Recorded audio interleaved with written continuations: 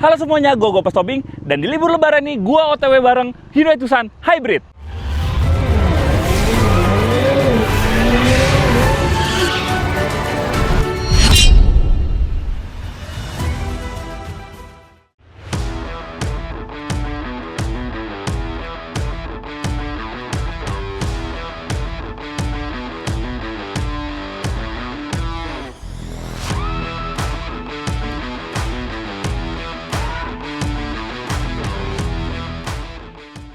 Ya, kenapa gue milih Hyundai Tucson Hybrid ini untuk nemenin gue selama libur lebaran? Satu kata kunci ya, penasaran. Ya, dari semenjak awal peluncurannya sampai gue pakai mobil ini, gue tuh belum pernah ngetes jangka panjang si Hyundai Tucson Hybrid ini, makanya gue penasaran. Dan mobil ini cukup memikat gue sih, pertama dari desainnya, menurut gue dari semua line up Hyundai yang sudah menganut bahasa desain parametric jewel, ini yang paling cakep. Dari depannya, di RL-nya, yang besar, yang sebelumnya sempat kita lihat ya di Hyundai Creta, itu juga diimplementasikan di Hyundai Tucson ini. Tapi, gitu menyala, cakep sih. Tapi, menurut gue pribadi, desainnya ini top.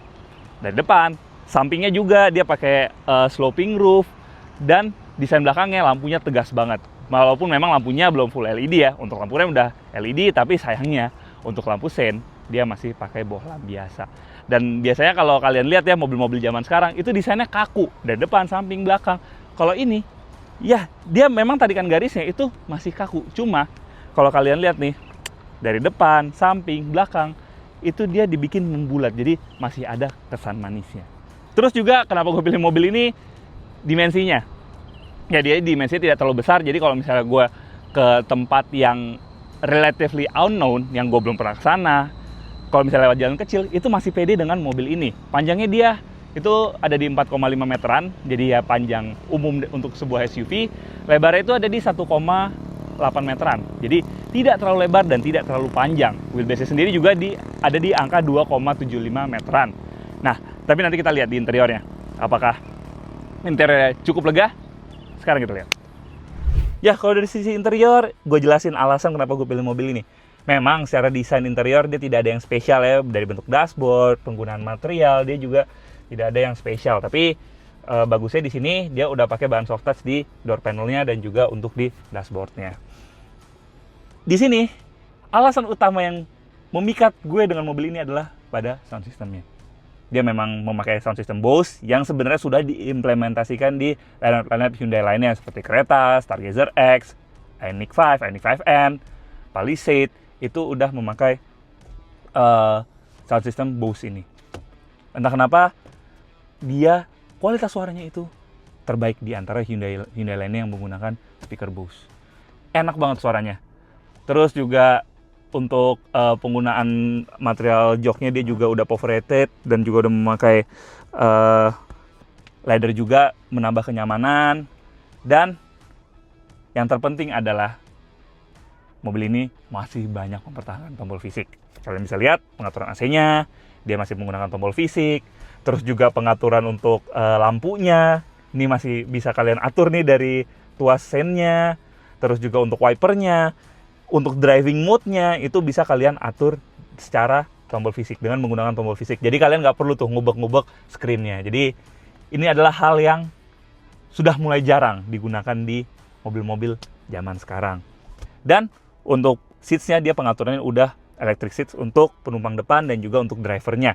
Dan untuk penumpang depan, kalian bisa mengaturnya dari samping sini. Jadi misalnya kalian berperan sebagai penumpang nih di belakang, kalian nggak perlu repot-repot untuk ngerogoh yang di depan sini. Kalian cukup tekan tombol yang di samping sini. Dan misalnya kalian males tekan nih, kalian bisa minta driver kalian atau teman kalian lagi nyetir itu untuk neken tombol yang ada di samping sini tanpa harus konsentrasi mengemudinya terganggu. Terus juga untuk layar entertainment-nya, dia juga udah pakai curve screen, bahasa desain Hyundai zaman sekarang. Dan oh iya, balik lagi ke pengaturan bangkunya, dia juga sudah ada memory seat di sini. Terus juga dia udah ada panoramic sunroof, yang bikin misalnya kalian mau pamer gitu di Instagram, bisa pakai ini. Yang dimana sekarang kebanyakan kan mobil udah panoramic roof doang, kalau di sini masih ada panoramic sunroof. Jadi fungsinya bisa lebih berguna dibandingkan dengan panoramic roof. Ya, untuk interior dia sederhana, simple, tapi cukup memikat gue untuk memilih Hyundai Tucson Hybrid ini sebagai partner gue selama liburan. Ya, tadi gue sempat bilang di luar untuk ruang kabinnya, memang secara wheelbase dia tidak istimewa ya, tapi ketika masuk di dalam, duduk di belakang, itu surprisingly ruangnya melimpah loh.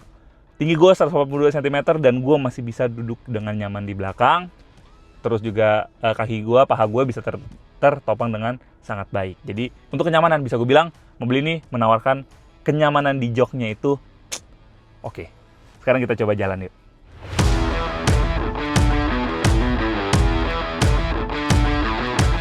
Ya, pada liburan kali ini gue jadi pemain inti aja sih di daerah Jabodetabek. Jadi gue ke daerah Puncak bareng keluarga, stay sekitar 2 harian di sana. Dan waktu di jalur Puncak, performa mobil ini bener-bener unjuk gigi sih. Ini mumpuni banget performanya. Dia punya motor listrik dan mesin combustion ya, karena dia memang hybrid. Untuk tenaga totalnya sendiri dia ada di 235 PS dan torsinya di 367 Nm. Waktu coba nanjak di Puncak, ya nggak ada kesulitan nanjak sama sekali, nggak ada. Gue nggak perlu pakai mode sportnya. Gue cukup pakai mode eco-nya juga udah cukup. Tapi untuk lebih fleksibel gue akhirnya pakai My Drive yang bisa menyesuaikan dengan style mengemudi gue.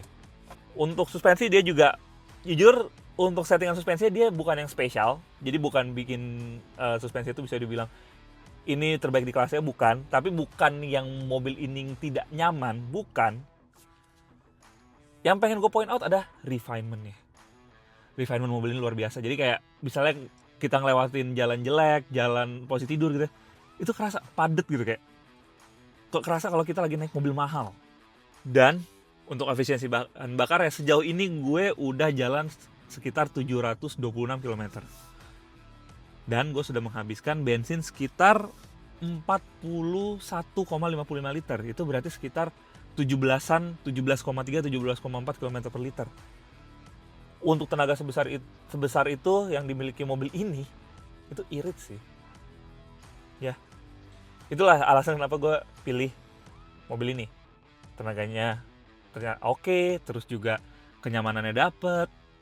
Posisi nyetirnya ini enak, ini SUV perkotaan banget posisi nyetirnya. Dan satu lagi, waktu itu gue juga jaga-jaga kalau misalnya tiba-tiba keluarga gue ngajak road trip gitu. Jadi kalau kebetulan di rumah itu cuma ada satu mobil yang berbahan bakar berpenggerak non listrik ya. Jadi kalau bisa butuh lebih dari satu mobil, itu bisa lebih fleksibel. Kalau misalnya kita paksain pakai EV ya memang charging udah banyak di rest area.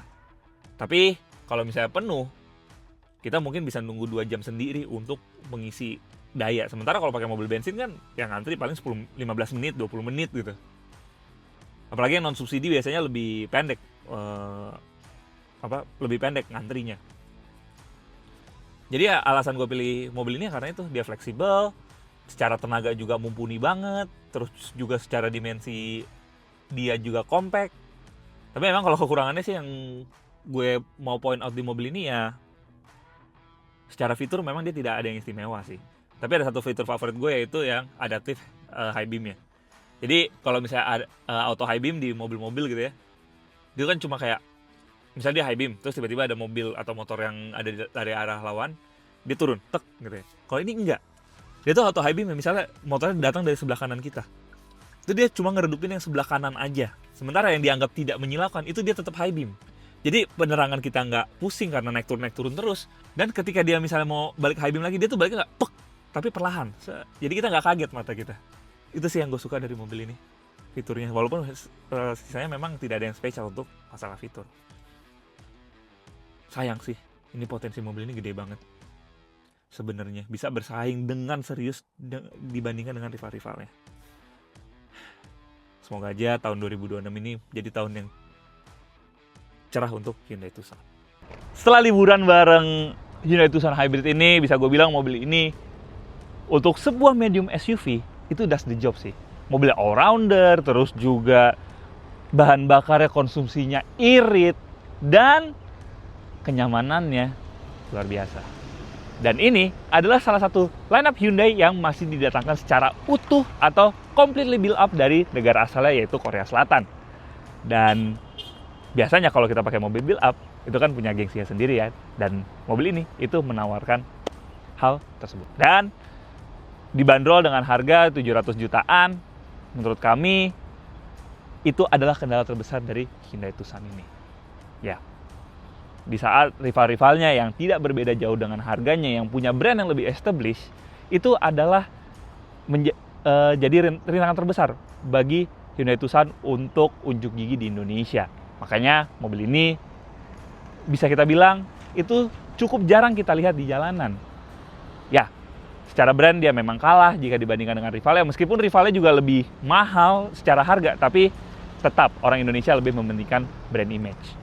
Terus yang kedua, di tengah gempuran elektrifikasi mobil-mobil elektrik asal Tiongkok, ya, mobil ini memang punya PR lagi apabila ingin unjuk gigi di pasar Indonesia. Jadi agak disayangkan sih. Mobil ini sebenarnya tidak ada salah yang gimana-gimana, tidak ada kelemahan yang bikin mobil ini jadi kita bilang, oh karena ini nih mobil ini jadi kurang laku. Enggak. Sayang sekali sih, karena memang mobil ini punya potensi yang cukup besar. Oke, sekian video kali ini dari gue, Gopas Tobing, yang liburan doang di Jakarta jadi pemain inti. Kalau kalian suka video ini, kenapa kalian gak like video ini? Subscribe ke YouTube channel kami, dan pastinya nyalakan lonceng notifikasi. Dan juga follow Instagram kami di Obsessed to Wheels. Di situ banyak story kalau kita lagi syuting seperti ini, terus juga berita otomotif di dunia maupun di tanah air pastinya. Nah, misalnya nih kalian ingin membaca berita yang lebih detail, kalian bisa membaca melalui website kami di otwindonesia.com, dan di situ banyak berita menarik yang kita update secara harian. Dan apabila kalian ingin membeli mobil, kalian juga bisa membelinya melalui website kami, dan pastinya kami akan memberikan penawaran terbaik. Dan juga buat kalian yang TikTokers, make sure follow TikTok kami di OTW Indonesia. Oke, sampai ketemu di video berikutnya. Bye-bye.